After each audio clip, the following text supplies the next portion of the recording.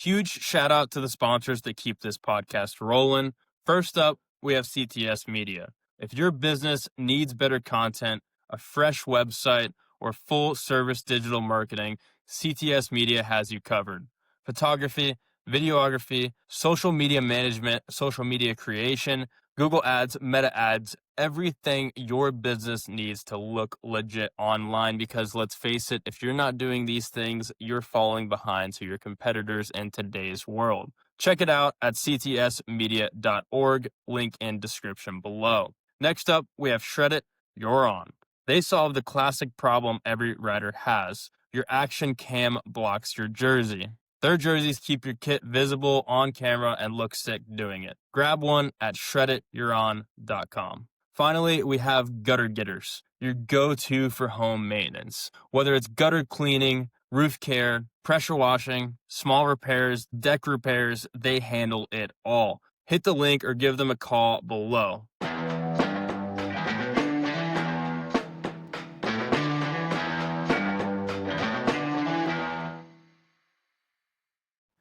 All right, what is going on, everybody? It is your host, Cason and Ross with Ridin The Line, baby. We're back with another episode. This is episode, I think, 6. We're gonna go with 6 today. We're hoping that's right, but yeah, man, good to be back with another episode.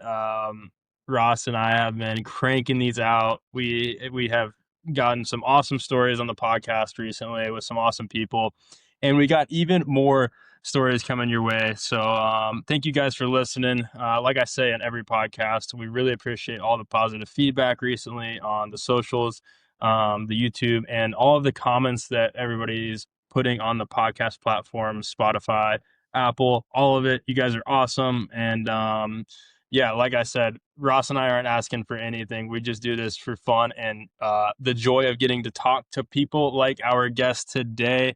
And I'm going to let Ross bring these folks in because they are one of a kind, and I'm so stoked to talk to them. Yeah, man. So we've got Ridwan and Rowan Ahmed with us today. Two Southeast shredders, father-son duo.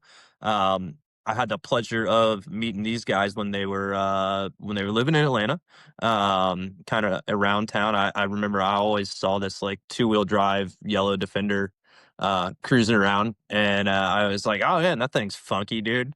I bet those folks get down, man. And I'd seen it, and then God, honestly, off the top of my head, I forget when the first time when we chatted. I think we saw each other at Big Creek. When was the first?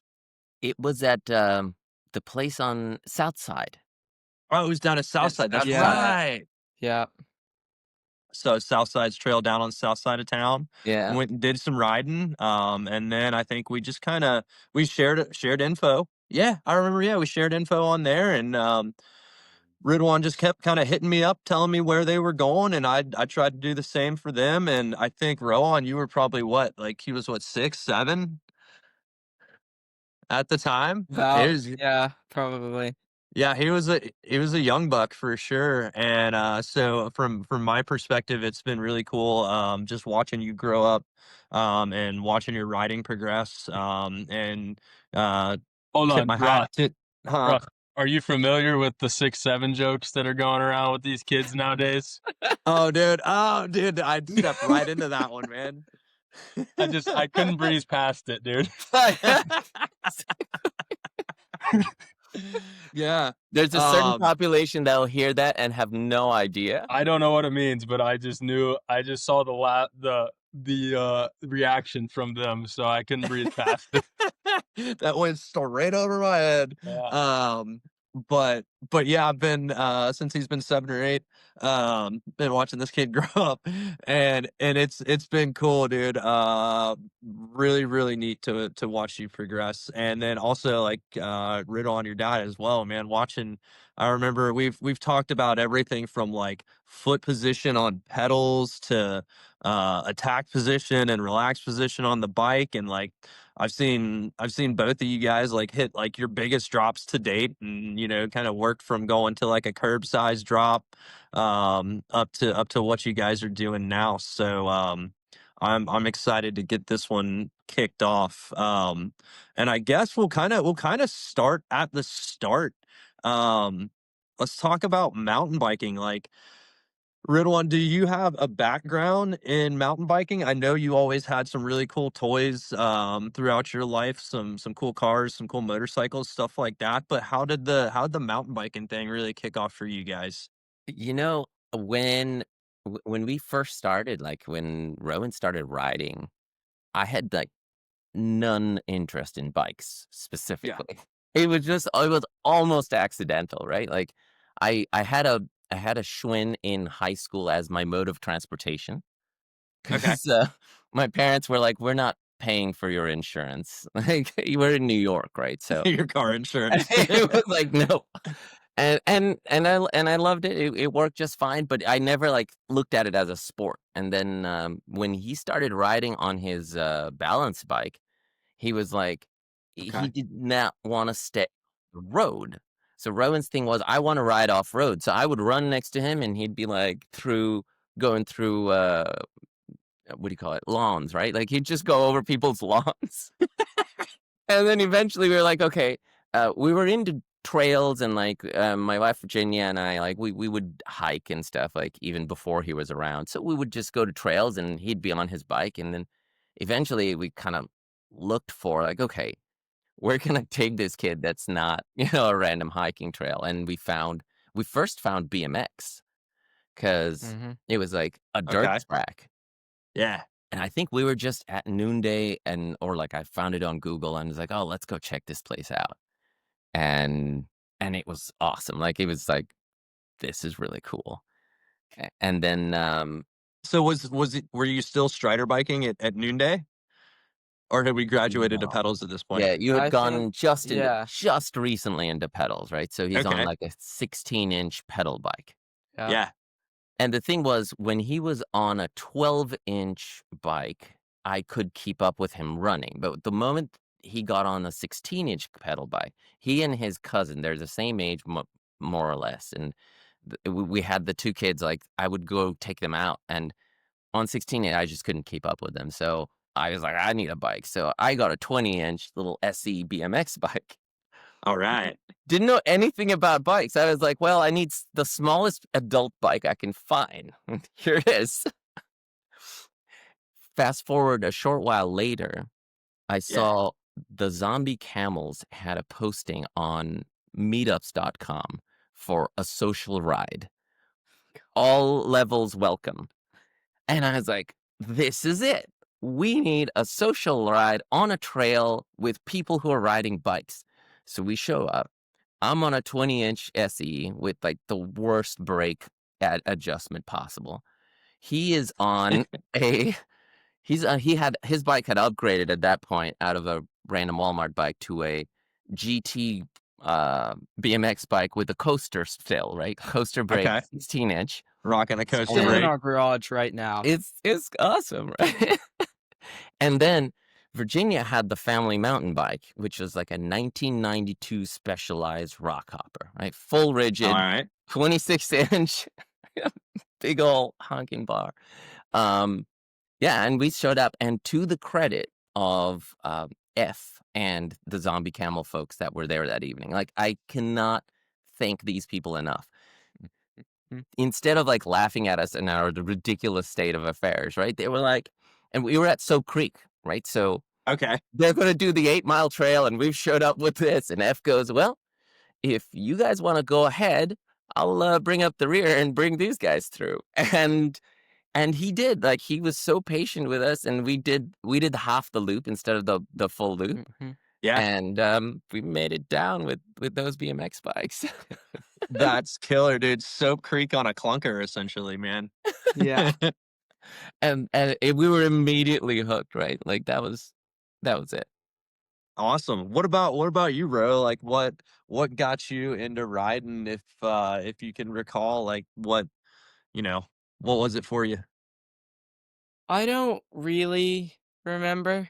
I just remember like I would kind of get tired on my feet more than if I was on a bike. Yeah. And like these guys, they were way taller than I was. they were walking farther than I was. Mm-hmm. And so, like, it was just easier to be on a bike. Yeah. And then, like, switching to pedals, it was, like, way better because you could go faster and you Uh-huh. could go farther and you could go over bigger things. But that's really just kind of what started it. And then, yeah, that Soap Creek ride kind of got us into the mountain biking part of it. Nice. Um, I don't When think did I it would when did remember it the hit for mountain you? route. When did you get bit by the bike bug?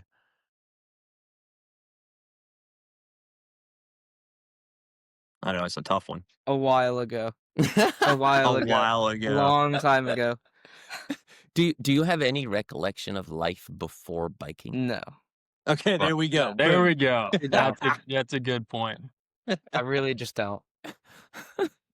So I will be honest with you. I was like thinking of me when I was 13 because like I think I really just got into biking.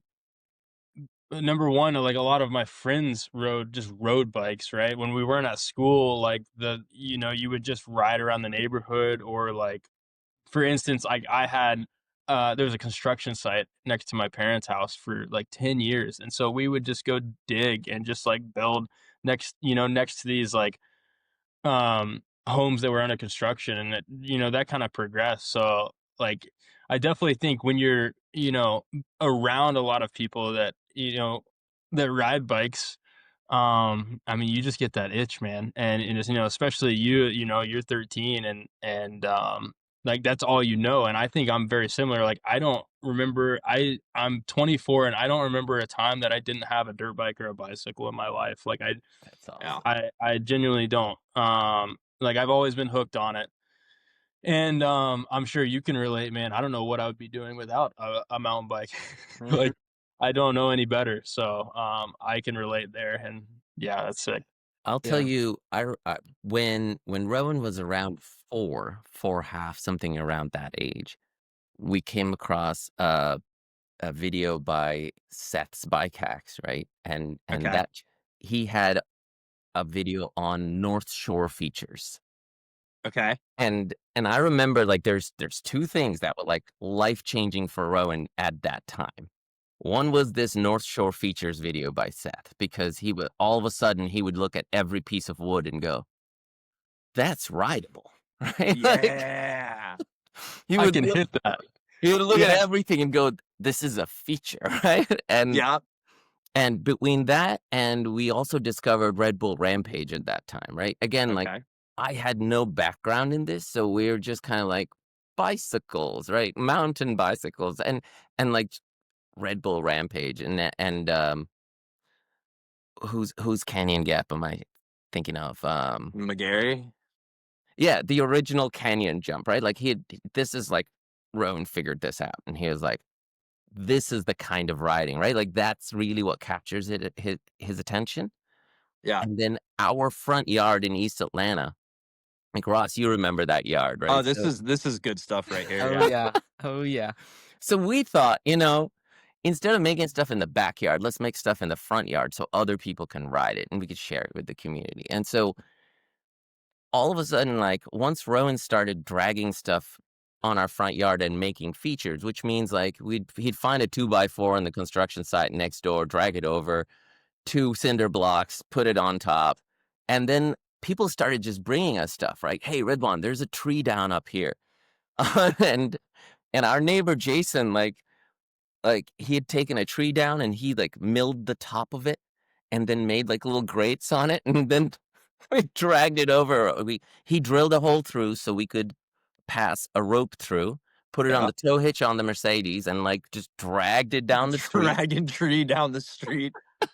And it Dude, was in like Cason, up a hill too. Yeah. Yeah. Cason, to give you a little perspective and like kind of give you like a mental picture of what their front yard looked like, there was a literal wall ride that went like Oh yeah. onto the house, dude. It looked like a version of like Cirque du Soleil, but just Yeah. like bike features like in their front yard. Okay, It was first of all, that is sick. But shout out to your mom because I know yeah. I Yeah. know my mom would kill me if I put anything mountain bike related in our front yard. So big shout out to her for supporting this. Yeah. Not that I don't like it, but I just, I just, I just had to say that. That's awesome. Oh, absolutely. Rowan had dug you could essentially, like, Rowan had dug the trails. He had trail names. He had made little posts and stuff. Yep. You could drop in on one side. And by the way, we're talking like a tiny yard. This is not like some big thing. This is in the city of Atlanta. So you could drop in on one side. There was this little bit of elevation. You would go around the wall ride and you could jump off the other end. And our neighbor, Jason Deal over in East Atlanta, he had made this wall ride for us, right? Like, Yeah. we helped him, but, holding a flashlight kind of thing. Yeah. And it had a detachable end. So you could either drop off the end or you could attach the end. So, like, kids that were beginning could just ride off. Mm-hmm. It's so cool. Yeah. That's awesome. Yeah, super sick.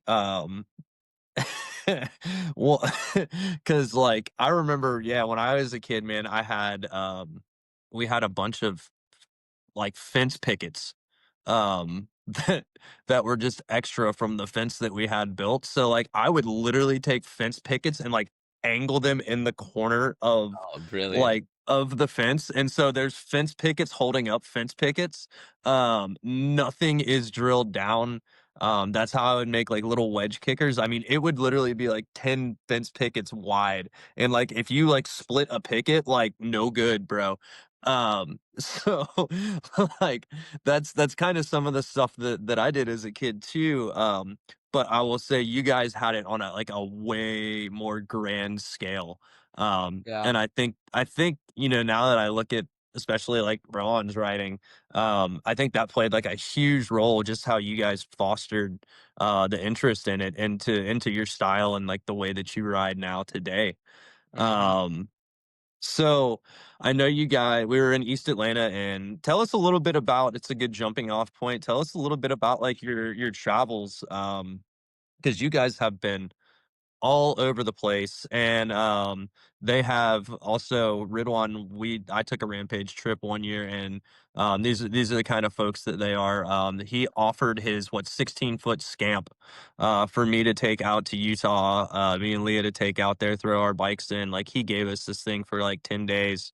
I just remember getting back and I was like, "Hey, what speed do you usually tow that thing at?" And he's like 75 at the most. I'm like, "That thing tows good at 80, man. Like, it's all good, bro." The Raptor He didn't was even like, care. "All It was right, I'm back gonna take there. my travel trailer back." Um, but yeah, tell us tell us a little bit about your adventures and where all you've been and all that good stuff. Good. We've been kind of everywhere a whole lot of times. Yep. But I think we used to do like a kind of like loose yearly trip around the states and just like visit a whole bunch of places, and we'd like take the bikes with us. Yeah. Um and just like ride random places, go visit people in different states. Um We're So lucky did enough you that do it? So did you do these things like over holidays, like over breaks, or uh, mostly we would tack something in, but yeah? I'm lucky in that I work remotely. I have since 2015. Okay. So half the time I just work on the road and Virginia drives, because that way we can use the daytime hours. And if I'm just plugged in staring at a screen, it doesn't matter where I am. Then you're all good. Yeah. Props to mom again. yeah. Oh, absolutely. Yeah. And on all the logistics of like where we're staying, and like, because I'm busy doing, like, you know this part, right? Like, so I she would do, okay, we're gonna go here, we're gonna eat this at this meal over here, and we're gonna stay over here tonight, and so all the logistic A stuff. whole team effort Yep. to ride some cool stuff. Well, on that same realm, I did a 5 minutes of research beforehand, and one of the things I saw on your very awesome Instagram, so a big shout out if people want to follow you. Two-wheeled Rovers on Instagram definitely is a awesome follow. They do some cool stuff. But in that same realm, I saw, and this seems like it's a topic on every episode, I seen in 2022 you guys made it out to Whistler, which Ross and I have both had the opportunity to go to Whistler. So I wanted to ask you, is that the first time or the only time you've been to Whistler? And then on top of that, if you've been, out of all the times you've been, what's your favorite to ride? Have you rode anything out of the park around Whistler that you like a lot? And just kind of tell me about your experience in British Columbia, because I could sit here and talk for 2 hours about it, and I freaking love it. Want to live there. Yeah. So we moved from Georgia to North Van, and we lived like 5 minutes from Mount Frome, like 6 minutes away from Grouse Mountain where we could ski, and then like an hour and a half from like Squamish and Whistler. So we were at Frome weekly, and then we were at Whistler a solid 3 days a week. I would be like, well, I'm here now. What's a 2-hour drive? Like normally this is days, and Yeah. Dude, that's crazy. What's your favorite trail at Mount Frome or Mount From, whatever it is? Favorite trail from would probably be. Ooh, that's hard. That's a hard I one. think Ross is yours ladies only. What's your favorite? I didn't have a whole lot of time there, and I only had my downhill bike. Oh, So yeah, I'm I riding. wouldn't have liked anything. No. And so like I would go and look at some of like the very large features, and I was on my way to Whistler for Crankworks, and so I'm looking at like some of these 20-foot rock faces, and I'm like, I want to hit it, but I'm Right. also like, I want to ride Whistler, I want to make it there. So yeah, I did a good bit of laps on ladies only. What's that other little flow trail right below it? It's like right before you. Yeah, I think Yeah. espresso, I think. That Yeah. one's fun. So I rode those a good bit. There was another one that was a little techier or a little different. But yeah, ladies only Dude. was a fun one just because I got familiar with it. I was very impressed by the amount of trails. They really packed trails into that place. I mean, Yeah. there's like a trail every 10 feet, which is crazy. So Yeah. you can just like that place. I wish I had an e-bike when I was there, because Yeah. I bet riding an e-bike there is wildly fun. Yeah. Yeah. And there's even like my one of my favorite things about Mount Frome is that there's blue trails that you ride, and they have like skinnies, and they're raised, and like you feel amazing because you could do some of these things, and but it's not like, you don't have to be at a double black level, right? Like you can ride cool North Shore stuff, and like you're it's fine.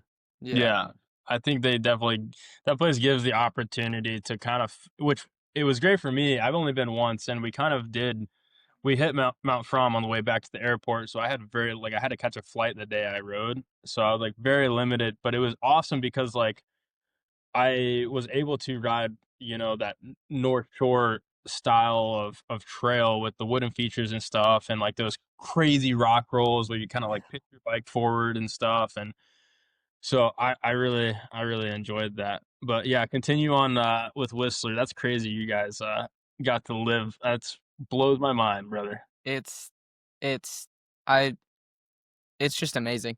It's just like I can't believe we lived there and didn't ride more. 'Cause like we rode 4 days a week, but we could have ridden 7 days a week. Mm-hmm. Like, Yeah, that's crazy. yeah. So, Well, and then you we guys still lived there u- for how long? We were there for a year and a half, Year and a and half. and we only left because we couldn't figure out how to stay longer. Like, just Yeah. to be very clear, Yeah. Yeah, I get it. it was amazing, and we would, like we were saying, like I would finish a work day, like I would kind of work early, right? Because I would work Eastern time, and Okay. so by like 2 o'clock, I'm done. Yeah. And so we would drive out, and we'd stay at Whistler until the last lap, try and get the sweep laps, right? Mhm. And oh man, it was amazing. So That's okay, cool. what's your favorite top to bottom run? Can you tell me that at Whistler? Top to Oh, bottom, probably like top of the world top. Yeah, top of the world. sure. Okay, because there's like a loamer thing off of top of the world that's kind of behind a couple trees, Yeah. and that thing has some really gnarly shoots. I don't remember what it's called. It has a name, but I don't remember it. But I would say probably down top of the world onto that loamer, and then that spits you out onto somewhere in Creekside, and then you can go down South Park a little bit and get to another loamer, and that one is wildly gnarly because it's like the entrance is you hop over a log, go down a vertical 4-foot rock face into a like 98-degree corner with a drop off on the other side. That is a very specific degree. I like it. He It, knows it, dude. He sat there with his it's like protractor. you just He was like like, go like that as soon as you're done. It's insane. yeah, that's wild. There's Um, That's some cool. gnarly stuff like that that you find out there. yeah, That's just like some gnarly shoots and loamers, and the loam people think like out here they're like they think they ride loam. I'm like, dude, you don't know loam till you ride Mhm. out there. yeah, Because it's like if you hit a pocket of loam, your bike sinks like a foot. yeah, It's pretty yeah. awesome. That's sick. All right, then where from there does that? So once you hit that Creekside area, That one spits you out onto, I think it's Two Mushroom. okay, And then you basically finish out Two Mushroom and go down onto the rest of South Park. That kind of just finishes you out by the gondola. okay, Hmm. okay, But cool. yeah, I think that's my favorite top to bottom lap. Are you It's are funny. you there's a little controversy, but are you a big fan of Creekside? Like what do you think about the trails over there? The loamers are sick. The trails are not my favorite. You'd rather ride the main portion. Yeah, I like Garbo and Fitz a lot better. Yeah. Yeah, Um, fair enough. but Creekside has the better loamers. So it's kind of like some of it's good, some of it's not, you know? Yeah, Um, that's actually that answer kind of took me by surprise a little bit because I always think of you as like a air 'em out kind of guy, right? I always think about you like hitting jumps in your free ride and because that was so, like at least when we were here, that was so much of what I saw you do. So that's actually a really cool answer. I didn't expect to see that coming. What's your favorite jump trail out there? jump trail, Yeah, either D1 or Dirt Merchant Pro Line. D1, Those are sick. nice. They're Yeah. so good. Yeah, D1, like not a lot of people like talk about that trail, but I think it's definitely worthy and it's one of the top ones. Yeah, it's a lot of fun because like Dirt Merchant's fun because they're like big jumps, big drops, whole bunch of hang time. Hmm. But D1, they're big, they're thin lips, and they're like in the trees. If you screw Yeah, up, you're in a tree. yeah, And they're like 180-degree corner, step up. Like it's really technical. Um, but I think those are my two favorite. yeah. Uh, When you kind of look at like the first day that you got up there and you got to go ride Whistler and you're like, oh whoa, this stuff like it's kind of you don't see that stuff a whole lot of places. yeah. Think about like that first day that you got there to like how you progressed over that year and a half, and it's just like another day on D1, right? Um, if Whistler kind of like influenced your style or you riding, like what was like the biggest takeaway for you, or what really what Whistler do for you or do to you? You know what I mean?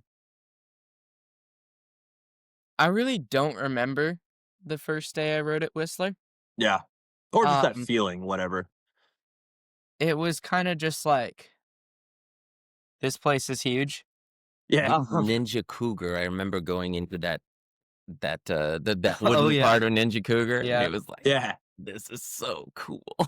Heck yeah. Yeah. What about you too, Ridwan? Like, cause you were up there, you were doing it. What are some of your favorites, highlights, and Oh man, I'll start here because I think this is one of my like life highlights. So I don't remember which trail, and it might have just been Beeline, right?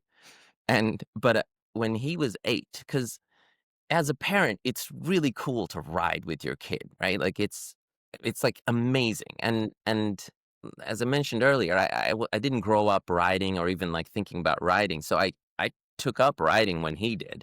And like so like to grow riding with him, it's like, oh, this is just so cool. And I love riding downhill when we discovered it, right? And so we're riding down something at Whistler, and I'm like, oh yeah, this is great. And I'm just flying, and he's just pulling away, and he's just pulling away, and I'm like, focus, Ridwan, focus, just let it go, and he is just pulling away, and I remember coming over this crest and thinking, I really need to just reel back. I'm not gonna catch this kid, and I am going at the very edge of my abilities, and he over there is not.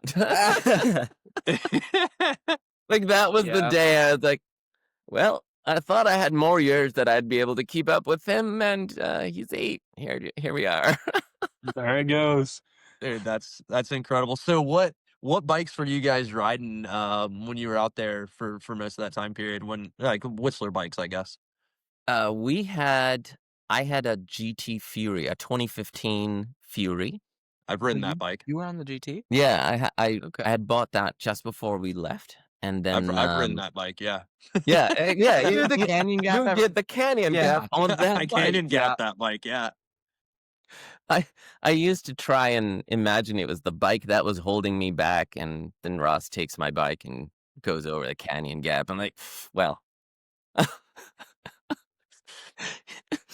So yeah, you were on the Fury. What were you on, bro? I think. Was I still on Norco? yeah. Yeah, I had a Norco Fluid 7. Okay. And that was a great bike until it snapped. Yeah. But How'd you snap it? Hey, tell me that That- story. that one, Ross knows this one. Yeah. I'm pretty sure you were there that day. I think I was. But we were doing like a last lap party train at Jared's of Yeah, I remember this day. Breadsticks. not breadsticks. No? Oh. I've never crashed on breadsticks somehow. But Knock it on was wood. on senior discount. And there was like a 30-person train going down. I was like smack in the middle. And then little me decided to do or try an over 90-degree whip. And so I came into this jump, just threw it sideways, didn't even make it to 90, just landed like high-sided, and then just like snapped the frame and like snapped the axle on both sides, derailleur hanger, like derailleur cage. I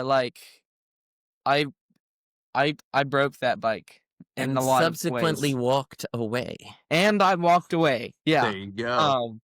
My only memory of that crash is like going up the lip and like initiating the whip, and then like kind of rolling over, and there's just a whole bunch of dust. I see the guy behind me in the air, and then there's just like my back tire flying through the air above me. There's just no bike in sight, just back tire flying through the air. But it was like I ended up on one side of the trail, and then my tire was on the other, and my bike was in the middle of the trail. It was wild. And I think the guy behind me got a video of it, but we never That's all that matters. never retrieved as long it. as there's a Somewhere video. there somehow there's proof. Exactly. That bike was because one of the things, an important thing worth mentioning here, right? Like, so Ross was the first coach Rowan had, right? Yeah. Like, I would not be in this level if it weren't for Ross. So Oh, thanks, man. Dude, that's awesome. I literally wouldn't. Like, you taught me attack positioning, foot positioning, as you said, like cornering, jumping. Like immediately, like what he was doing Yeah. just changed, right? And I remember at Big Creek when we were like actually looking at the trail. I'm like, all right, what's your line? Like, what are you gonna do? Let's break it down. And like the first like 5 minutes, you were like, oh, I'm gonna do this, and then like after that, it was just like squirrel, shiny object. You're like, I'm done with this. It was it was so funny, but you were just like, all right, let me get on my bike and do it. And I was like, let the kid get on his bike and do it, man. Yeah. And it was so fun. 'Cause yeah, I remember talking about a lot of that, and that means a lot that like that kind of like those just core principles um really, really stuck with you. And I could see your dad like improve too. Yeah. That was a really, really cool time, man. that's something I have subsequently told so many people, like just about like being forward on the bike. Until Yeah. I'd talked to you, it had never occurred to me, right? Like, if you don't know what you aren't being coached on, like you don't Yeah. know what you're missing. I think this is something I encourage, like especially adults when I talk to people. They're like, "Oh, just getting into riding." I'm like, "Go get a coach." Like, Mhm. just even one coaching session with someone will make you not faster is not the point. It'll make you safer and feel more in control. It will be more fun, right? Mhm. And faster. And And of faster. course, Yeah. faster. And faster. Yeah, Well, absolutely. staying on that. All right, quick break. Huge shout out to the sponsors that keep this podcast rolling. First up, we have CTS Media. If your business needs better content, a fresh website, or full service digital marketing, CTS Media has you covered. Photography, videography, social media management, social media creation, Google Ads, Meta Ads, everything your business needs to look legit online, because let's face it, if you're not doing these things, you're falling behind to your competitors in today's world. Check it out at ctsmedia.org, link in description below. Next up, we have Shred It, You're On. They solve the classic problem every rider has. Your action cam blocks your jersey. Their jerseys keep your kit visible on camera and look sick doing it. Grab one at shreddityouron.com. Finally, we have Gutter Getters, your go-to for home maintenance. Whether it's gutter cleaning, roof care, pressure washing, small repairs, deck repairs, they handle it all. Hit the link or give them a call below. All right. Thank you guys. Back to the podcast. The same topic, because you guys have been to a lot of cool places, so I don't want to hop off the cool place topic. Yeah, just stick yet. with it. You mentioned Jared, so I have to talk about it. Right. So I have been grateful enough to know Jared and Josh for quite some time. I actually work there a few days a week now, just help out the crew and stuff, which may be why I recognize you guys. Yeah. And so, like, I'm curious, you guys have had the opportunity, both of you, to ride some amazing bike parks. Windrock, Whistler, I'm sure there's a bunch more.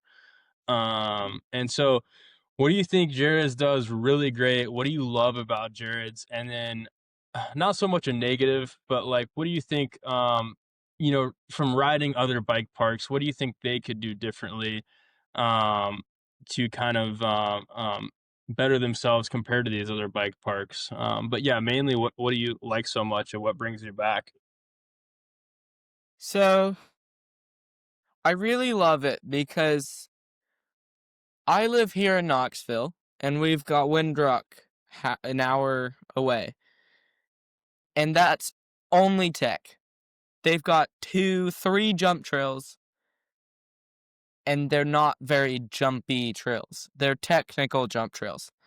But at Jared's, you've just got these huge booters in like high speed actual jump trails. And manicured. And they're manicured and like carpeted and they're great. But I think that's what I really love about it, because the jumps, they just flow so well. And like they've got all of these jumps, and then you go up to the top and there's some really gnarly stuff. Like down from the top. And I Mhm. think it's great because they've got like a main section and they've got like a less known section and they've got like Cindy Crawford and like they're really diverse. Okay. Which a lot of bike parks don't get. They get like jump trails, technical trails, like one or the other. one or the other, yeah. Or like both are just really mid, and just like you don't really have much fun. But yeah, I think Jared and Josh, they did a great job of just kind of like keeping it diverse, like doing what they had to I think Yeah. keep it Go fun. ahead. and if I can add to that, my favorite thing about Jared's is they've made the jumps so that like they work so well so that someone like Rowan can jump anything, right? Like it's like the jumps don't have to work very well. He can still figure out how to clear them, whatever. But a rider like me can jump the Jared's jumps, right? Like I can trust that, like, okay, if I'm going down this thing, the speed that I'm gaining, it will be just right for that jump over there, and I don't have to panic. Like, Yeah. I love that. Yeah. Ross and I's last podcast, we actually said that word for word is like we were talking about rider progression and like how if you're hitting a jump for the first time and stuff, like you should be able to, if the jump's built right and how Jared's place jumps are built, you can just ride off the lip. And as long as you're confident in your abilities, you'll be just fine because you know trail speed is good, right? So Exactly. that's like exactly what you're talking about. It's just like that feeling that you know if it jumps there, it's gonna be safe and it's right. You know, it's right for the area of trail it's on. And you know. So I definitely agree. They have very diverse, and I think that goes back to I think the crew at Jared's builds trails that they want to ride, and I think that's the sole reason, right? Is they want to ride exactly what you want to ride, Rowan. Like and so like they're gonna build it, and that's the freedom of like not having anybody else involved. And Jared and Josh have preached it all the time. Is like it's their park, so if they want to build it, they're gonna build it, and so that's you get that product, right? Yeah. That's what was I'll say one place, and it's a long way away, but when you guys get to go to Coast Gravity Park? We still haven't been there yet. Oh man, dude, Whatever. Coast is like, to me, it is one of the only places that kind of rivals like that quality of like lip shaping and like that trail speed with a lot of their trails. Like I don't know if you've seen the two finished booters on Coastal Cruise.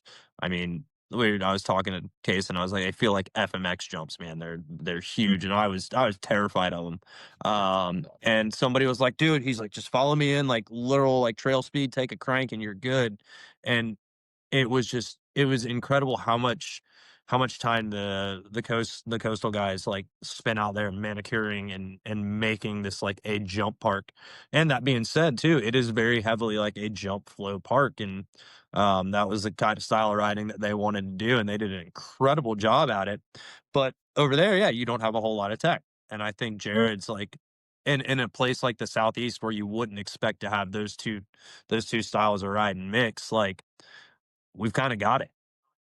Yeah.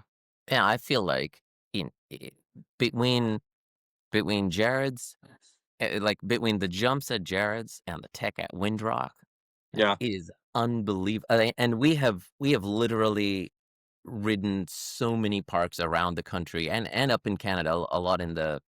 We've gone to some of the other BC parks as well, right? Sun Peaks, Revelstoke, Silver Star, but like everything together, like just between these two places, it's amazing what we have here, right? Yeah. Like, and then not even going further, right? Like then we have Rock Creek and Canoga and Riveter, like there is so much more, but it's amazing, like just within, and I think they're both like about within 2 hours of my house. It's amazing how good we have it.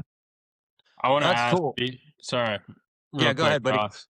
Tear it up. We just had Will Zierden on, which I'm sure you guys know, the head trailblazer at Jared's, and it's always good talking to him. But one of the questions that he asked us that I actually want to ask you guys, because I want to hear other opinions on it.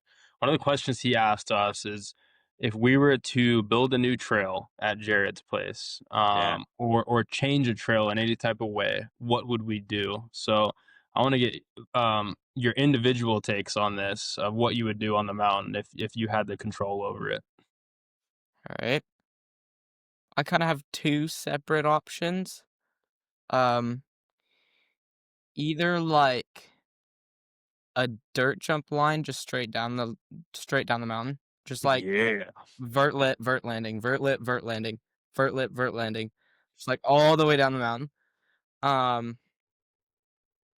So Or like Cindy Crawford or steeper. steeper. Steeper. Cindy Crawford are like they're big bike jumps. Yeah. They're big bike jumps. So you Everything's want a made, dirt dude. jumper. I want like dirt jumper BMX style jumps Yeah. that you still can do on like an Bigger bike. enduro bike or downhill bike. Or like a really, really gnarly, techie, steep, like tech trail.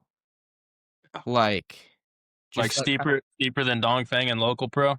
yeah. Yeah. 'Cause like more like Amish country without the off-camber turns because I hate off-camber turns. So we'll put all the off-camber turns in it. Yeah. But like kind of I would say if I were to build it, I would go straight down the Dongfeng chute, like at the midpoint, like, and then like a quick left right, and then just straight down. Like a couple turns or whatever, just to like slow yourself down, but like really gnarly, really steep, fast, like just like a Windrock style tech trail. Have you ridden Horseface? Oh yeah, it's completely unrideable now, but yeah. But when it was rideable, like you're talking like that steep. Yeah. Horseface, turn track, that kind of steepness. Yeah. Yeah. All right, Ridwan, what you got, man? Green jump trail. I will not. I will not be riding either of these trails that Rowan's building. Shots fired. See, that's the difference, though. We got we got Rowan and paying customers. So let's hear. So actually, yeah, on very much the opposite side of the spectrum, what I think would be really cool is I think they have something like this at Duthie Hill, by Seattle, like features that you can practice on the bottom. So like, like where the pump track is, right? Like somewhere in that area, if you made like a 20-foot high mound and then put like, a 3-foot high drop and a 4-foot high drop, so that, like just basic progression stuff, like a bit of a kicker to, like kind of basic things that like the younger kids can go and like they can get it out of their heads, like, oh, can I drop off of something? Am I doing it correctly? And I mean, basic stuff that you can like. What about, so you could even like kind of mix the two of what you're saying. You could do a top to bottom trail with progression features all the way through it. Like, that like the left side is going to be a little smaller, the middle is going to be middle, and then that right side is Something going to like that would be the amazing. big dog. Okay. They So can have a trail that you can ride with multiple folks with multiple different skill levels. Yeah. But each get rad in your own way. Yeah, they kind of have that. Like they've got like the drop zone and the little like the 4-pack jumps and the skinny. But like to just the point, more. I guess what I'm thinking Moss. here is I think something like that at the parking lot area would be nice because like parents with younger kids can play there until they're ready, like if your 5-6-year-old is not ready to go up there but they want to be involved, it's a great way to because for me, like, coming from the parent of one of these perspectives, right? Like, I One of look at these. one of the things that, and coffee. Have I mentioned coffee? Coffee. Ooh, I would agree with that. Coffee One of the bar. things, yeah. um, we're, Isn't so we Hallie were trying to actually, do that? Coffee. oh yeah, yeah. I think that's right. That's right. So are we allowed to say that? I don't know if we're allowed to say that, but You can say whatever you want. You This is say Ride whatever One. you want, bro. it's not about me. It's about them. Like, I don't know if our friends are talking about doing something, like, and I don't know if that's public information or not. Oh, Yeah. yeah, got you. But what was I gonna say? Coffee. Something about the trail progression in the parking lot. Yes, Yeah. yes.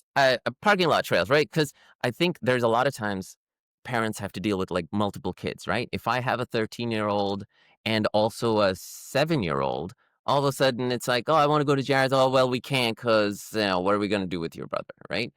And instead, okay, you go hit the big trails. We're going to work on this, right? And that way we can bring up these kids, because I see so many little kids that are like, oh, I want to do that.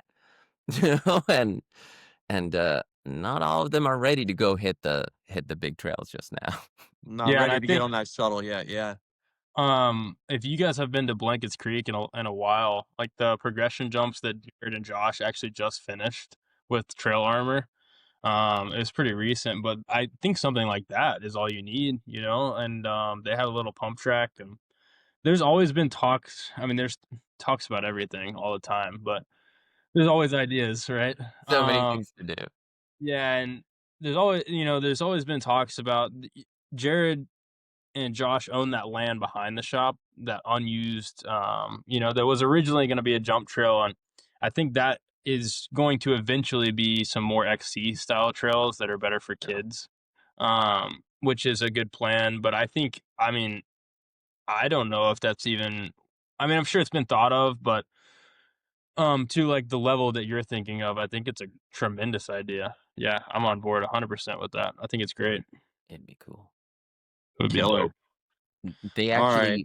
actually No, go redid ahead. the lower part of the Cruise Valley Trail here at Baker Creek. They recently redid just before Fall Fest, and they've done this thing where the left side is all rollable, and the right side has like little kicker, or it switches or left or right? But yeah, along I the was I was just there last week, and I rode it. It was good. It was awesome. all right. Nice. Yeah, holler at us next time you're here. I will definitely do that. We're literally 6 houses up the street from the pump Oh, track. really? Dang. Yeah. Yeah, they're That's- right there, I man. probably saw you out there. Yeah, actually that would have been clutch, because I could have probably parked my camper van in your driveway for the night, but we ended up driving home just to get home. But we were at Wildside right before that, and then decided, hard take, we weren't too impressed with Wildside, so we went to Knoxville for the second day, and we had a lot of fun in Knoxville. So Yeah. Awesome. shout out to your home trails. We like them a lot. Awesome. Yeah. They're Another great thing about Cruise is that they've got those rollers, and then they've got the little tables, but they also have rollers after the tables, and like really, really far away kind of hipped rollers. And so you can pull triples, you can gap from berm to berm, you can hip off of one like wildly far to the other side of the trail, and like they have it really open to like every rider. Like you can take some Red Bull rider, some sponsored rider, and they'd have a great time on it.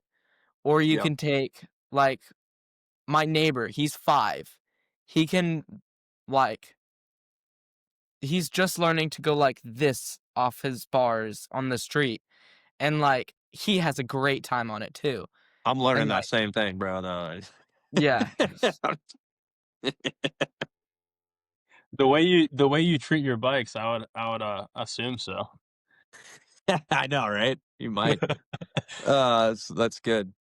Well, that's cool, dude. I want to get up. Well, we need to get up there and go. I need to check that out because two rave reviews, man, for sure. Get up there and spend some time. Yeah, and also before we get off the Knoxville topic, really quick, I have never. Yeah. I've been to Knoxville a handful of times, and I've had the option to ride Baker Creek a lot, and it's been great. But for the first time ever, my fiance and I actually went over to Myers Park across the bridge and rode all that stuff, and I was thoroughly impressed. That some of those trails, like was the Soup Trail something Soup? Soup's on. Yeah. Soup's on, yeah, and It's great. it was like Bentonville all over again, like and like the rock berms and stuff. So that's the first time I've been over to that side, and I didn't realize those trails even existed. So It's on so a cool, yeah. For yeah, and we both context, have like Soup's got these the berms on that trail are all just like slabs of rock. Yeah. So Oh, it's killer. yeah, it's like it was fun, man. We There's had a blast. there's like Soup's on that has just the rock berms and some rock jumps, and then there's like Party in the Woods that's like it seems fine, and then there's like a right turn that kind of puts you down into some like rock palette jumps and like some technical bits, and it's got like a bridge jump. I was about to say, is that the one with like the metal roller? Yeah. Dude, Yeah. that as soon as I like pedaled under it, I felt like I was back in Bentonville. Like all of that Yeah. section, I was like, this is so cool, and I can't believe I didn't realize this is here. And Yeah. now we both have e-bikes, so like just going back up to that fire road is Oh, so yeah. fun. It is awesome. Yeah, Mhm. so, big And- fan of your trails. And what's neat is after the Mary Myers, there's another section of trails, the William Hasty trails, that you Yeah. just go through another bit of woods and then you're there. Those are more like slabby, They're like natural trails. yeah, more natural. Like Yeah, Cool. I met up. There's a local riding there, and I had asked him, and he said they're like a little bit more XC style, Mhm. possibly. But yeah, we were about to go over there too. But yeah, that's such an awesome. I literally, for the longest time, I just thought it was Baker Creek trails. But there's so much more, and that's The awesome. network over there, yeah. yeah, There's like 5 interlocking trail systems. No, I think there's 7. Because there's Helix, Hasty, Mary Myers, Baker's, and then there's the other one by the water. No, there's 5. There's 5. works. Yeah. But Yeah. That's yeah, there's Hey. there's it's not it's bad. big. Yeah. Yeah, that's killer. Do you guys know Alex Clark? With Actually, he had Mm. the Knoxville Tour Company for a long time, Knoxville Outdoor Tours. huh? No, I No. don't. He's there all the time. Oh, We're quite new to Knoxville in general, but Yeah. okay. He's just like I know him from he helped me out with sponsoring me for a few races, and I actually saw him while I was there, and he's a good guy, and he's always around those trails. So oh, very cool. I'm Yeah. sure we'll meet him soon. 100%. Let's talk a little about racing. All right. Because let's talk about racing. So I know like kind of earlier on, like you were more free ride oriented. You just wanted to go out, kind of do your thing. And then I guess a couple years back you kind of got like got a really good result, and I think maybe that kind of lit the fire for going racing. So tell me like what series you've been doing, where you've been, all that good stuff, and what cats and all. Tell me fun stuff, whatever it is. Talk about racing, man. All right. So the past year has kind of been like the first season I've been racing like a actual series and like kind of officially. Yeah. But like my first race was the Maxxis ESC at Mountain Creek in New Jersey. Okay. At Ross's behest, because Ross was like, "Oh, Yeah. you know, if you guys get a good result, see if you can apply for some sponsorships and such." Yeah. Yeah. But I raced that one. I was the youngest in my category by like 3 years. Yeah, Rowan was Um, 8 at the time. What Yeah. what cat Holy were you crap. racing? Huh? What cat was that? That Was was like I think it was U12 or U14. I think it was U16. because I remember there was like a big thing about they didn't have a category for the kids. One or the other. Uh, Yeah, it was. U14, U16, something like that. Okay. Yeah, Yeah. something like that. And it's just wide open for that age group. Yeah, exactly. Yeah. Is a lot. But Okay. I remember I raced that one. I had a hell of a time. It was miserable for me. It like rained and there was like thunderstorms, and I watched all of the pros go down on this one rock, Oh and it man. freaked me out. Yeah, I 'cause, think like- on like the practice day we lingered at this one crash zone too long. Yeah. That was right. And it lesson really learned. got into my head. Don't stop at crash zones with your kid. But it really got into my head, and so in the race run, like, I felt decent into it, and then I saw, like, the kinda hump, because there was, like, going into it, there was, like, a hump, and then a little bit of flat, and then this rock roll. And I came into it, like, pedaling.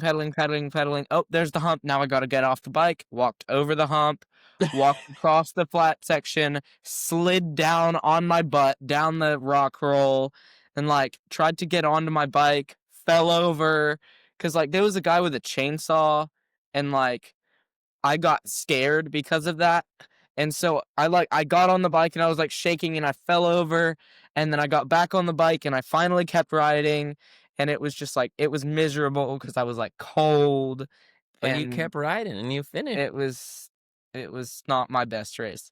But, Hey man, we all have one of those, brother. Actually, Solid Wait. jumping off point. Yeah. yeah, way more than just one. I mean, Yeah. that's part of it, brother. yeah. But So yeah, from there, I raced that one, and then I think the next race I did what was the next race I did after that? Or, like, You did a couple last season. You did like one a year until last season when you did a handful, and then this Yeah. season was your full. Beginning like last year, Rowan was like, I want to do the. He wanted to do the full DHSC and the Monster Series. Yeah. so 2025 is where it really the fire got lit. Yeah. Okay. So this year we raced a decent bit of the Downhill Southeast Series. Uh-huh. And we raced the full Monster Energy Pro Downhill Series. And for the Pro Downhill, I ended up with winning overall for Cat 2, 3, 13, 14. Killer. But I think in the first race at Rock Creek near here, I got second. I remember this race really, really well because I got second place by half of a second. Because the kid in front of me beat me by pushing out at the finish line, and I forgot to. And it was All the just details. horrible. Because, like, I was like, why didn't I just push out? I could have won if I just went like that. It was really funny.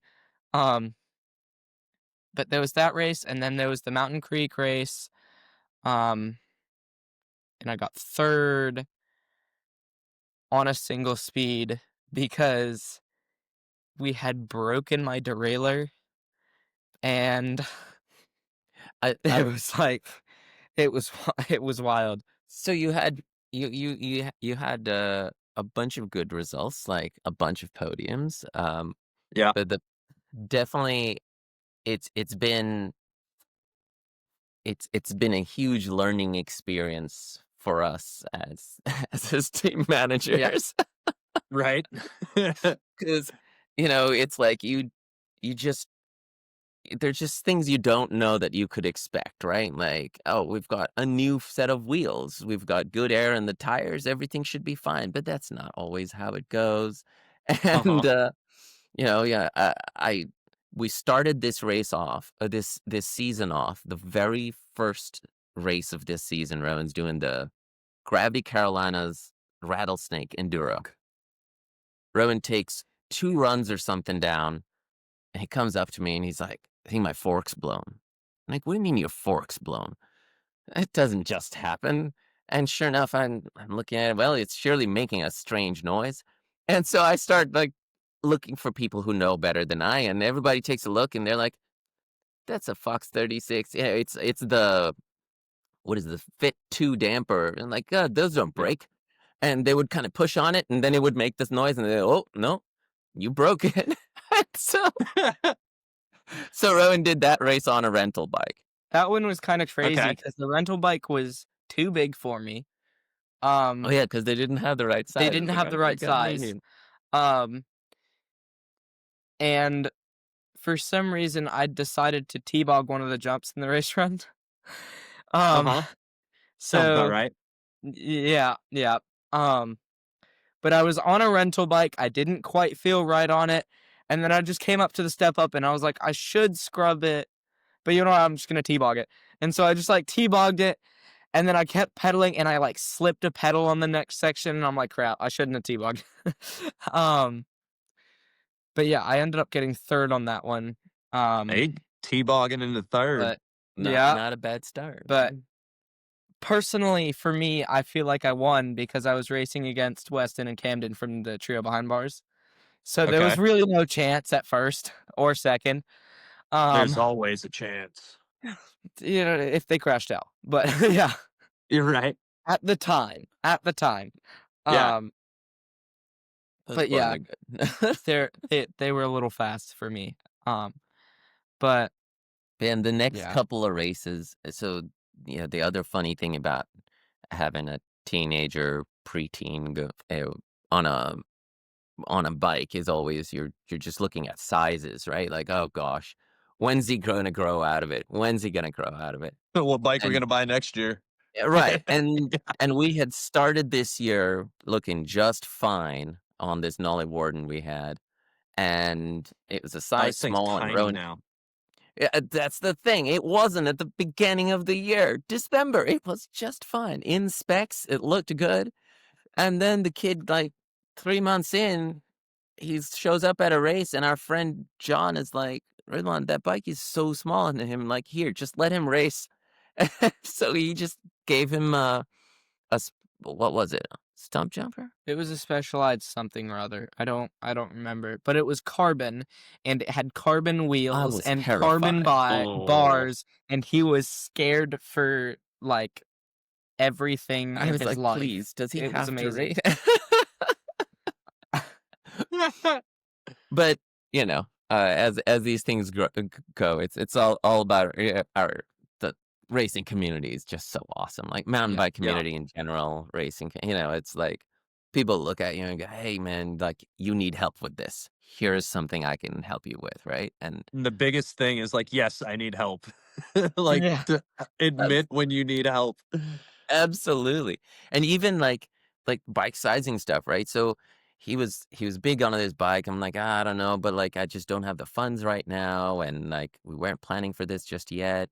Maybe we'll run out the season, and then we were out in where were we? I think we were at Revelstoke. We were in every year we do a eastern BC parks trip with some friends from when we were back there. Yeah. And we're like one of the evenings we like day 3 out of day 7, like, and it's like 7 days of riding, right? Like we're just Airbnb split it with a bunch of us and like just ride every day. And day 3 we're one of our buddies is looking at his frame. He's like, "Hey, Ridwan, this is bad news here." And I go over and I'm looking at it and I'm like, is that just the paint? And Bryce is like, you and I both know that's not the paint. Not the paint. It was kind of scary because like I was almost asleep at the time. And so he just comes into the room and I'm like half awake and he goes, "What's your thoughts on riding my bike for the rest of the week?" And I was like, okay. But like it was scary because if I landed a drop a little bit wrong, if I cased a jump a little bit, if I hit a tree, frame would have just caved in, just snapped. But the really funny part is that he gave me his bike, and then I rode that for a solid 2 days until I scandy flicked it into a tree, and snapped the derailleur hanger. And then we fixed that, and then I did it again. Literally the very And next then day. The same move? no, actually, Oh, I I was gonna be took the like, crank too bro. hard and it snapped.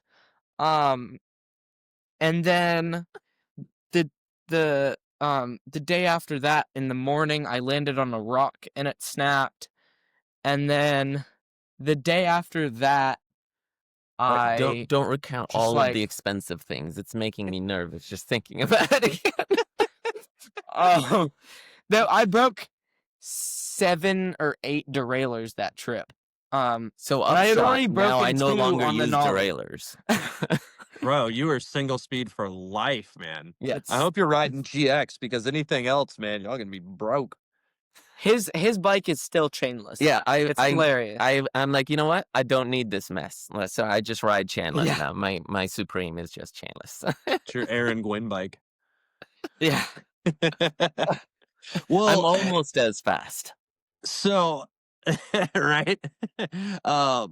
So I think one of the questions that, like, if I didn't know you guys the way that I do, and haven't gotten to like really get to know you, see all your adventures and stuff. It so you guys, I mean, heck, for being 13 years old, right? You've been all over the place. You guys have been coast to coast on bikes. You guys are incredibly tight knit family and in with the bike community. But like for those folks that are out there that are like, man, that sounds expensive. Um, you guys kind of have your own, I guess, recipe on one of the things that you said was kind of like, we Airbnb with a bunch of folks, right?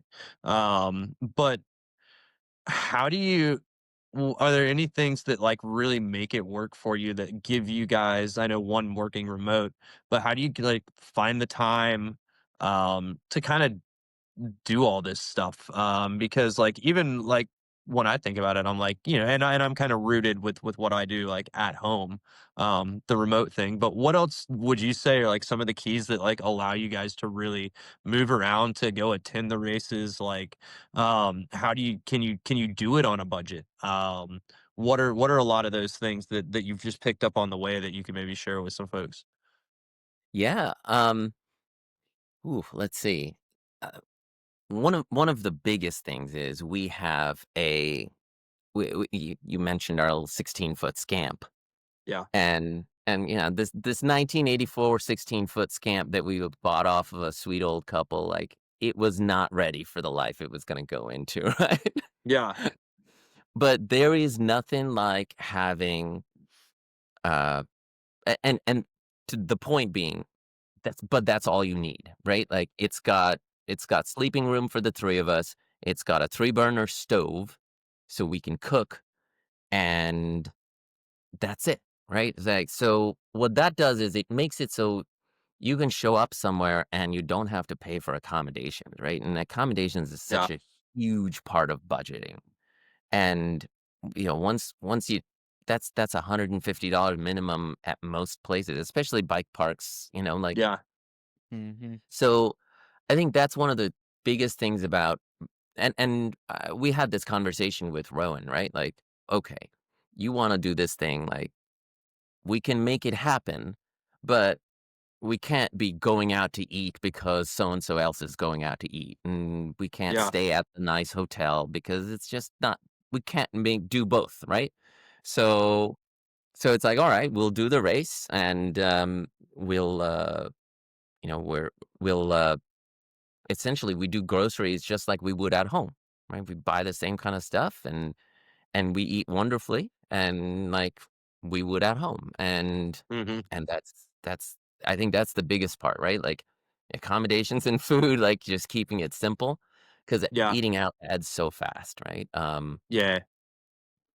Yeah, And you and think so having the trailer, as far as like getting hotels, places, and being able to stay overnight and kind of like show up when you want to show up and be able to leave when you want to leave, and especially like financially, like you think the trailer is definitely worth the cost of a hotel room, like so it just kind of adds up over time, like whatever you're spending in gas on the RV or on the travel trailer, it Yeah, I think still way less than the hotel.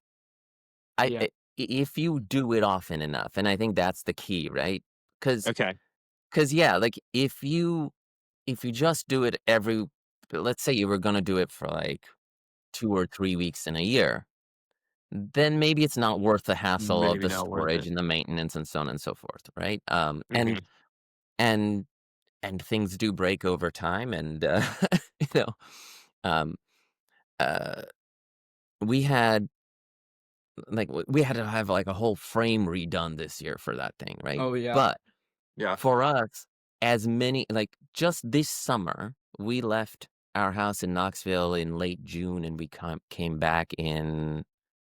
We went to the Solitude race in Utah. We went down to Virgin. We went over, Big Bear up to Whistler for Crankworks, and then came back. Like just that trip alone was a month and a few days, It And was that right? hotel bill would just stack up.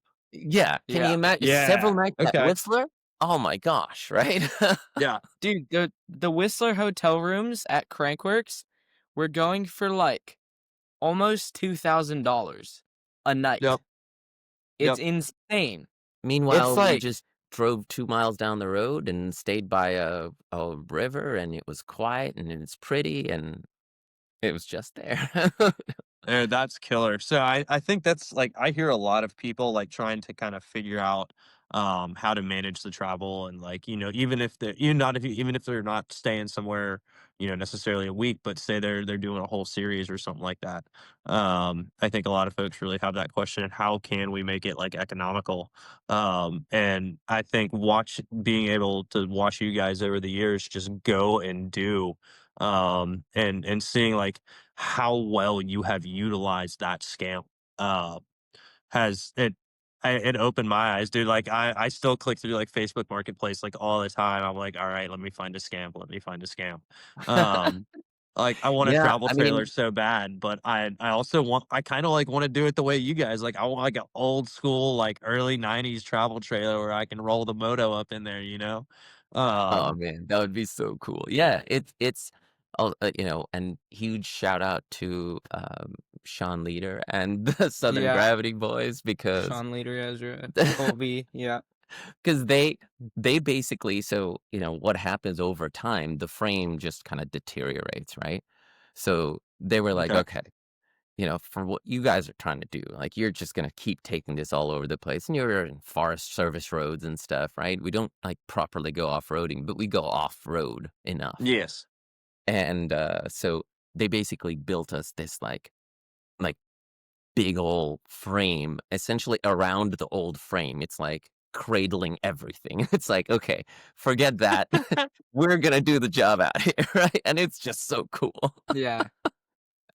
So That's awesome. there's like, all kinds of little things little things along the way, right? Like our neighbors when we were in East Atlanta, one of our neighbor Jason, who previously mentioned made the wall ride, was like, Yeah. "Hey, these there was like old like Formica countertops and stuff."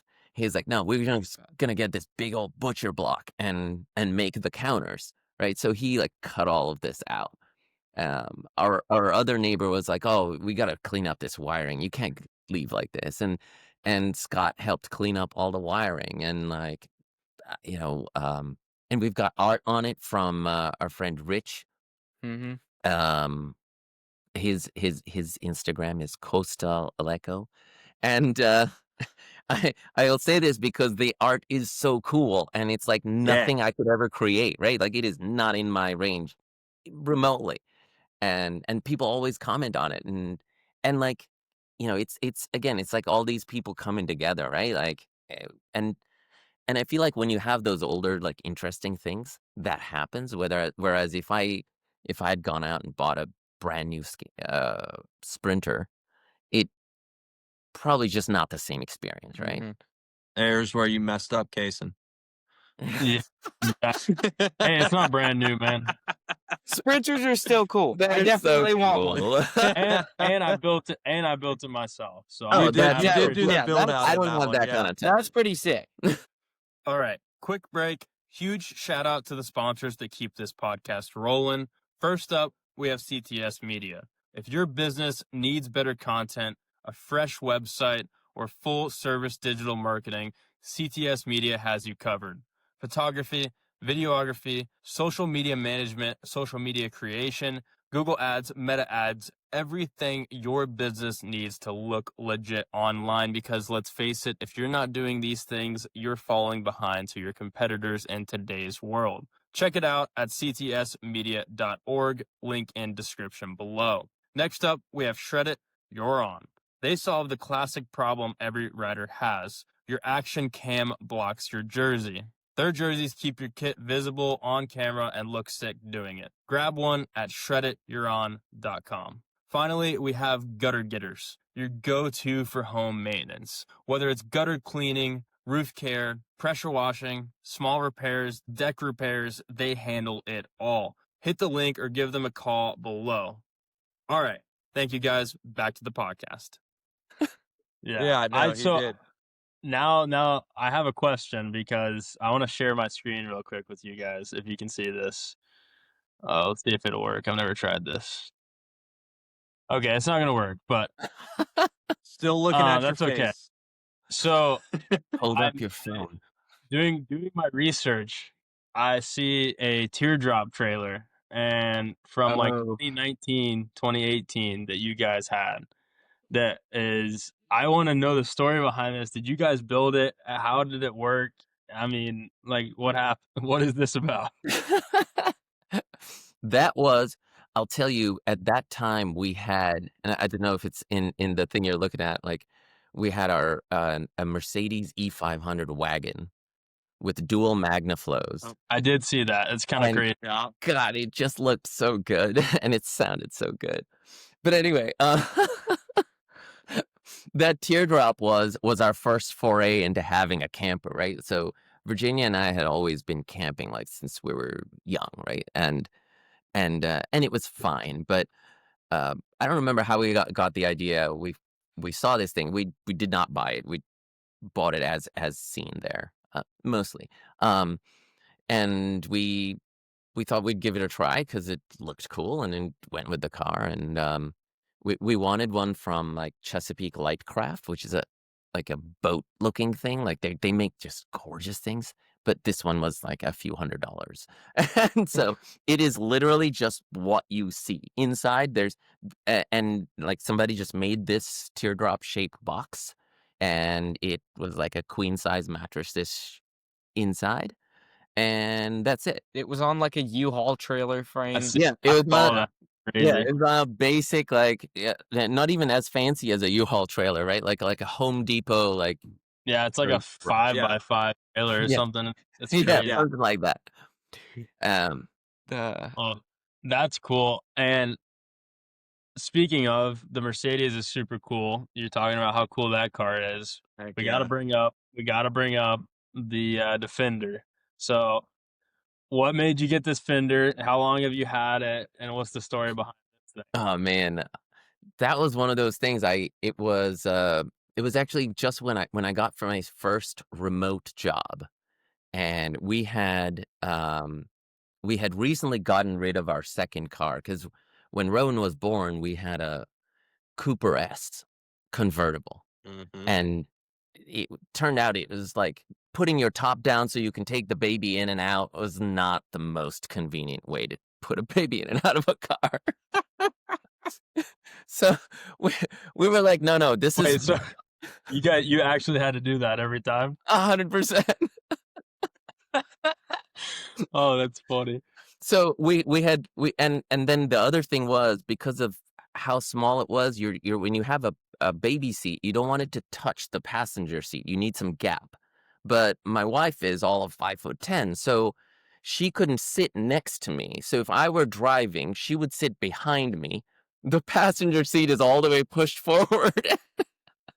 I was Oh, like my a Lord. chauffeur in Slightly a Cooper S. inconvenient.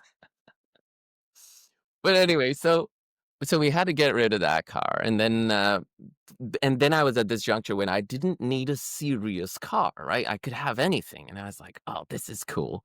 And we had our primary vehicle sorted, so I could get something interesting. And yeah, I was looking, and I just couldn't find anything in my budget.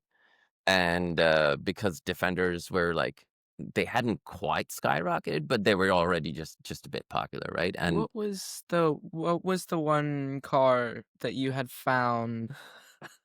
I was about to buy I think it was an '89 Honda Integra with like the original B16 engine, like a right-hand drive Japanese import. Oh yeah. Because I couldn't find a Defender, and I was like, but this is cool. This will be fun. And that morning, like literally, I was gonna leave my aunt's house in Falls Church and drive down to like the Richmond area to get this car. And I hit like enter one more time on my Craigslist search, and this yellow Defender pops up, and I'm like, there's no way that's 10 minutes from here.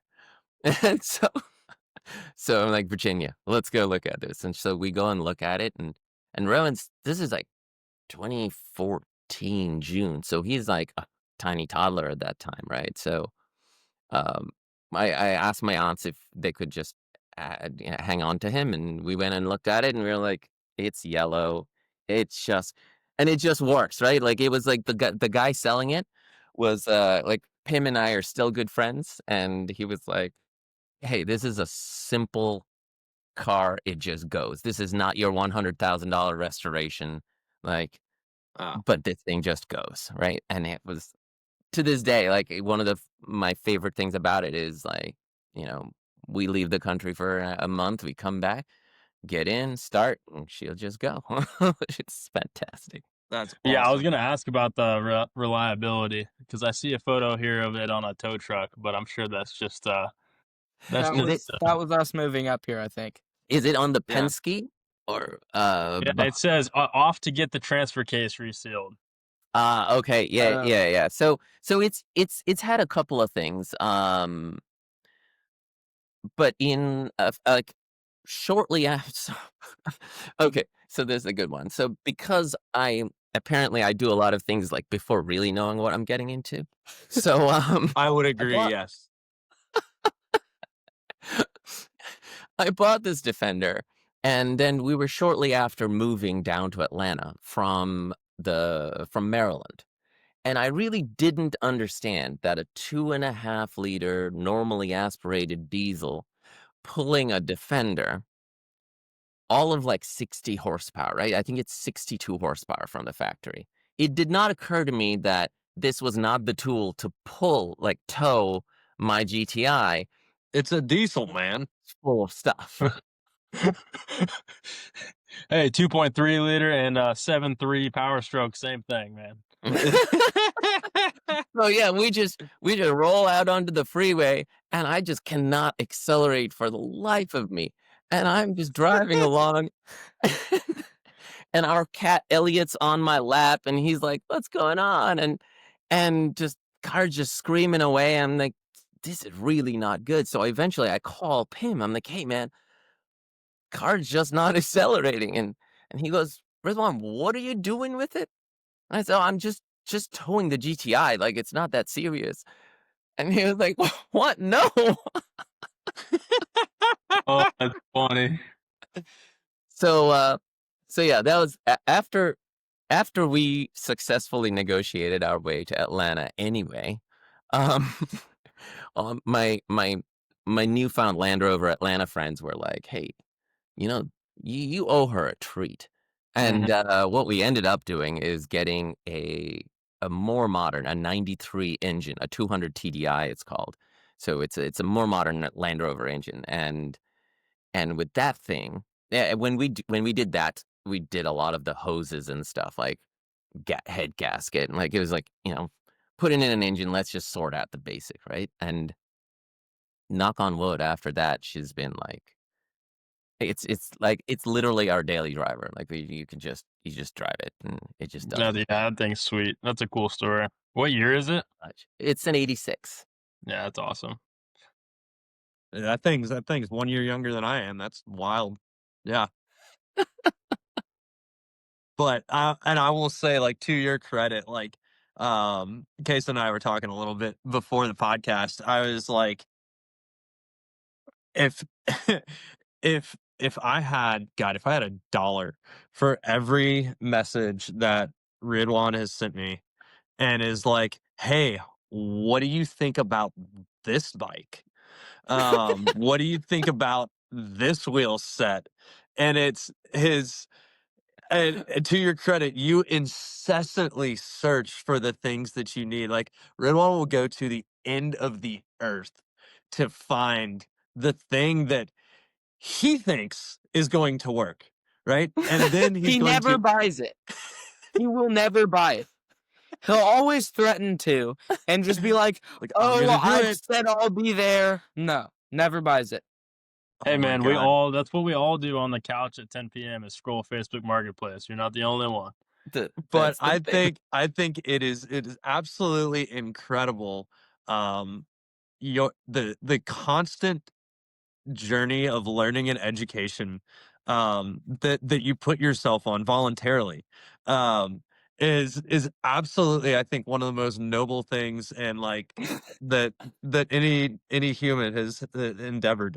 Well, It I'm it lucky enough to have people like you around, right? Like, there's different questions I ask different people, right? I have yeah, my people for like car things, but you're like at an intersection there, right? But yeah, I've got like my friend Owen in Vancouver, or like Kevin Schmenkover, like yeah. Kevin's there's great. like, Yeah, yeah, like Kevin's awesome.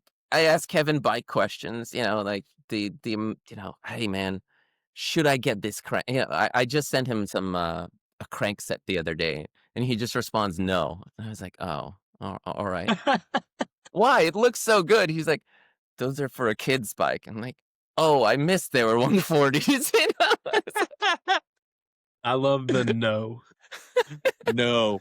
Oh, that's great. I've definitely given Ridwan a couple, like, yeah, one word answers, just like no, Yeah. or I think I've used the emoji when it slaps itself in the face a few times. I'm like, but I think it's so cool as a parent, and a full fledged adult, that you still have this curiosity and this wonder, and I think it's taken you guys so far. And I see it in Rowan too. He's a little quieter about it, but you can see when somebody cruises through on trail, and he'll be like, "Oh, look what they did there."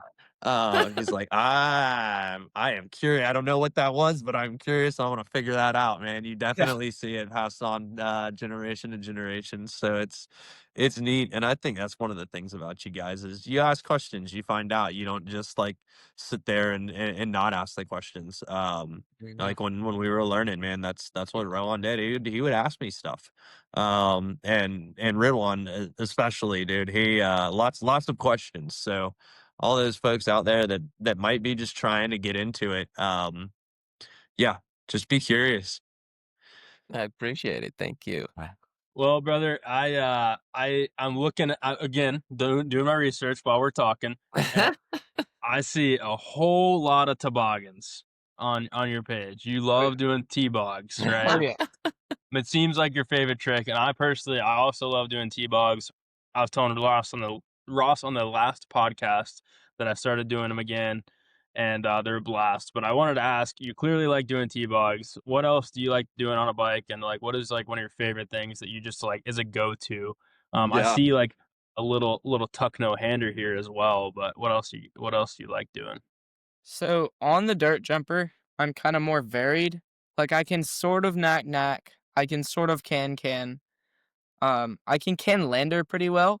So like when I'm riding at the pump track, I'll just like can lander off the drop, can back on the step up, like that kind of thing. Um, That's cool. but yeah, T-bogs and tire grabs are kind of my go-to trick. T-bog, tire grab, and 1-footers are kind of my go-to tricks on the dirt jumper. Do Um, you find that T-bogs are pretty difficult to do on the dirt jumper compared to the big bike because the saddle's in such a different position, or no? Nah. No. I run my saddle lower on my big bike. Okay. It's higher on the dirt jumper.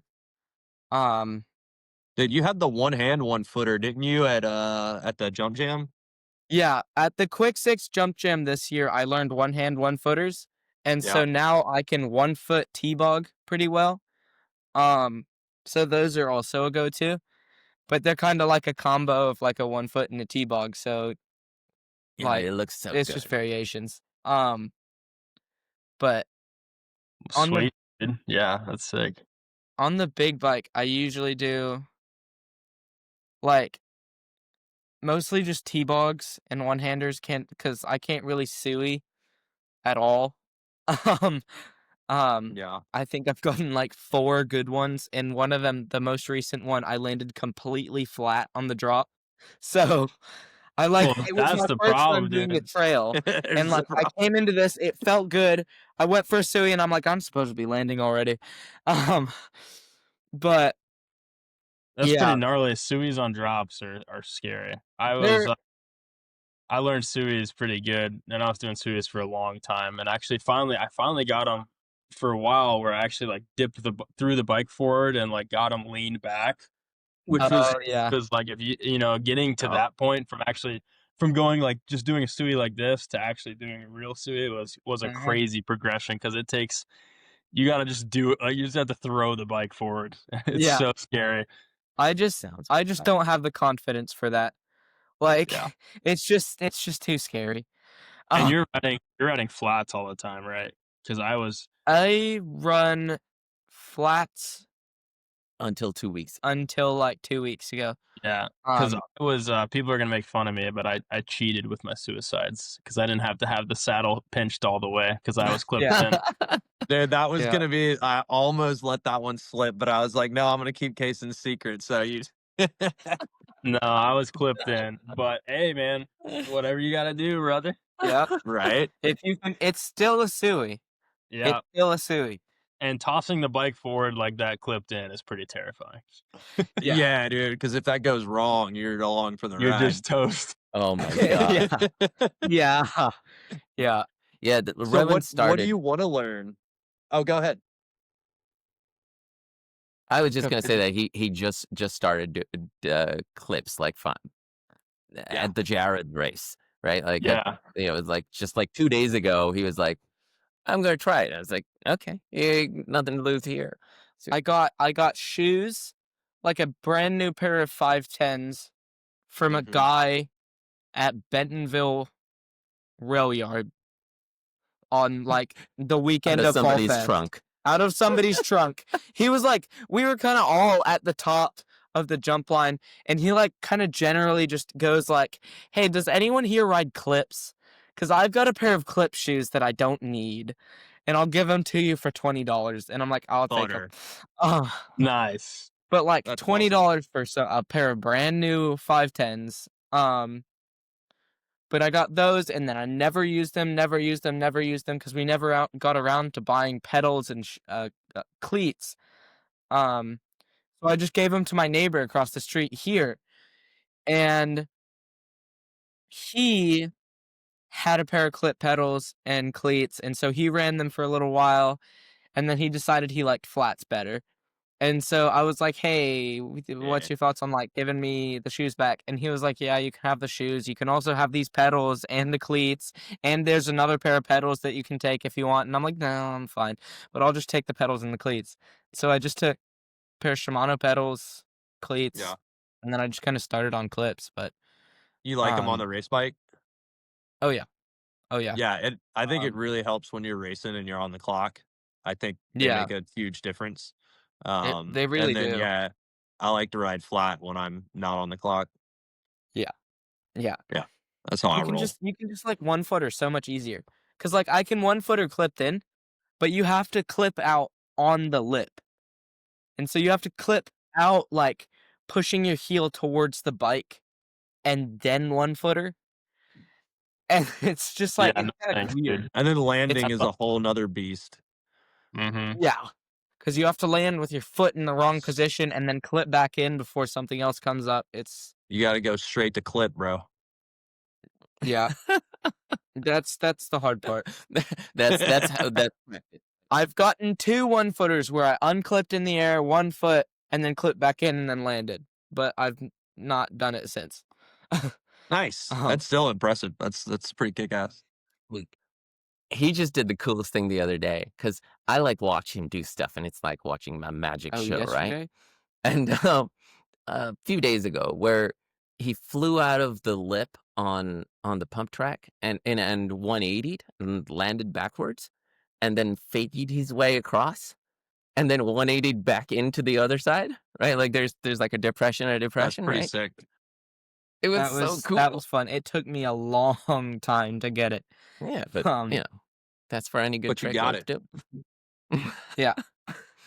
But the other thing I had is I got to tell you guys about how I got started in like riding mountain bikes further. Okay, so Yes. Oh, just- Lord. it was kind of harking back to no. what you had asked because this is really funny. This is So one day, like again, I'm on meetups and I'm following. Like we had this good experience with the zombie camels, and so now I'm like following them, right? Like, oh, I got to go on the next thing.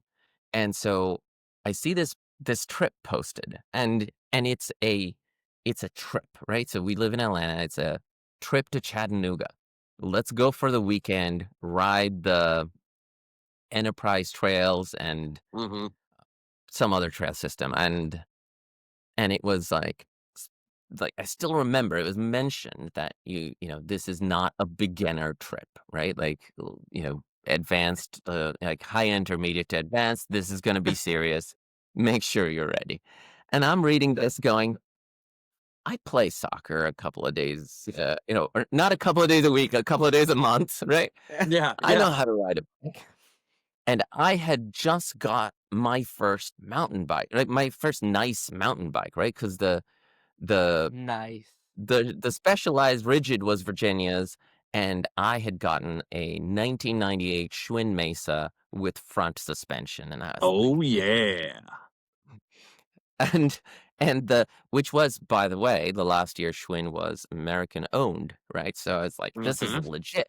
And the brakes worked. This was the coolest thing. I bought it from Sopo Bike Co-op, and it had like the most functional brakes I've ever had. So I'm like, I'm ready for this trip. Clearly, I'll be good to go.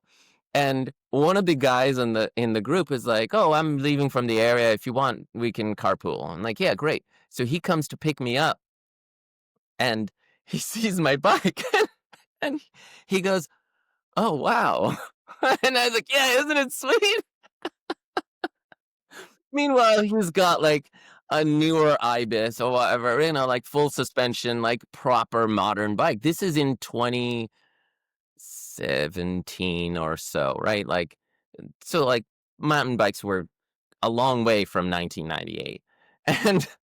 And he's like, huh, wow, it's got rim brakes. Hey, and I was like, yeah, they work so well. This is awesome. And he's like, yeah, okay, cool. All right. Like, so we get on and we drive and we go and meet the rest of the group in Chattanooga. And, you know, again, like mountain bikers, man, like just the best people, right? Like they did not make fun of me, which legitimately they could have. And you know, they were very kind about like, wow, that's a beautiful relic, but here you are, right? Oh, that's funny. As it happened, it rained that day, so we all go out to eat like just by the river.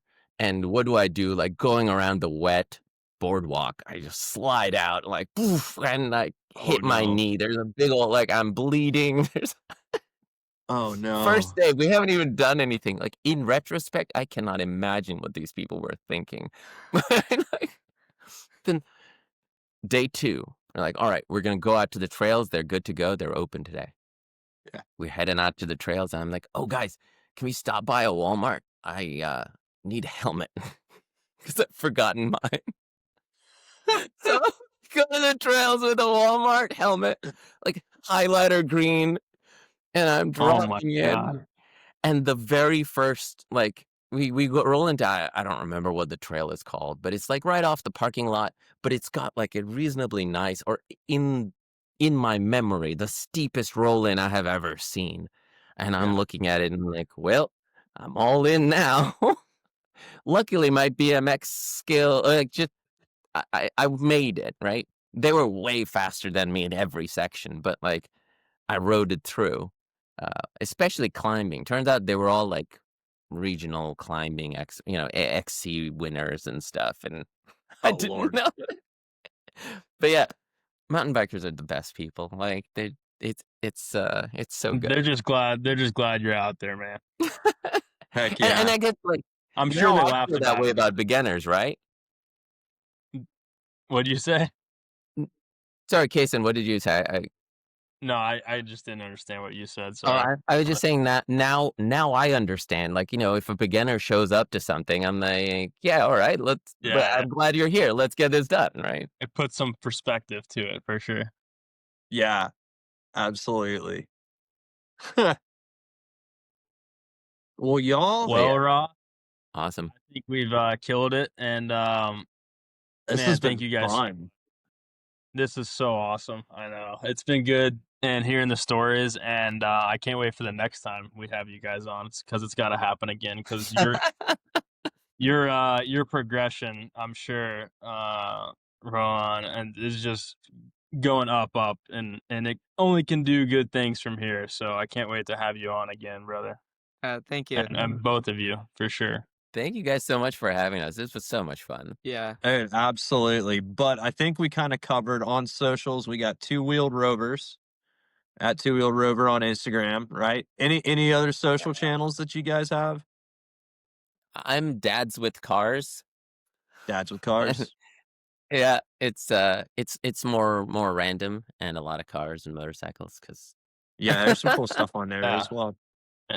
And as always, these links will be in the description for everybody listening. So go check them all out, and definitely follow these guys because they're doing cool stuff and such a cool family. I think most families, especially in mountain biking, would strive to be like you guys and be as tight as you guys. So it's cool to see, man. And yeah, congrats so far on a Thank Dude, you. looking forward to Thank you. more, fellas. Hey, you guys, last little thing. You guys got anything coming up for the rest of the year? Any places that you're going to go? I know we're Knoxville local, but anything's coming up? So we've got Jared's birthday jam. We're going down Yeah. for that. Oh yeah, are you guys coming? Possibly, Awesome. maybe, yes. Yeah, it's a Yeah. 50-50 for both of us at the moment, I think. Yeah. All right. But we've got the Jared's jam, and then we're going up to Falls Church, Virginia for Thanksgiving, and there's some like secret They're dirt called the jumps. 495 trails on Instagram. But they're like right next to 495, and they've got like solid 6 different lines there. Okay. And they're If you having like a dirt jumps. Thanksgiving jam, Sing. and we're going out to that, and so that'll be a lot of fun. Yeah, Yeah. from here on out, the rest of the year is basically looking out for jump jams. Yeah. Because Right. Wildside was like the last downhill race. Yeah. And like on that amazing course, like it was a perfect ending. It was Mhm. super fun event, and That course looked crazy, man. I've been nonstop watching GoPro videos of it. It was so sick. The drops were like mint. The first like wooden road gap, that thing was terrifying. I did it like 5 times, and then I was like, hey, I'm in Cat 2-3. I shouldn't be doing this. I'm not even going to be able to do it in the race anyways. Yeah, it looked big, and it looked big on camera, which means it's big in person. It's huge. yeah. Yeah. No, that's killer. But yeah, that track is easily my favorite track in the Southeast. That's awesome. Yeah, it looks. If anyone hears about a fun event, please let us know. Because and it doesn't need to be local, because we will have Yeah. camper. We'll travel. Yeah. There you go. Yeah, definitely. Let us know or shoot these guys a DM because they're down to do it. Definitely. Down to clown, man. Well, awesome, guys. Well, y'all get some sleep, enjoy yourselves, and yeah, we need to make a date and get up to Knox Vegas and go hang out, ride some bikes for sure. Miss you guys. Yeah, come visit. All right. Definitely. Awesome, y'all. All right. Thanks, guys. Appreciate it. Yeah. Take care. Signing off.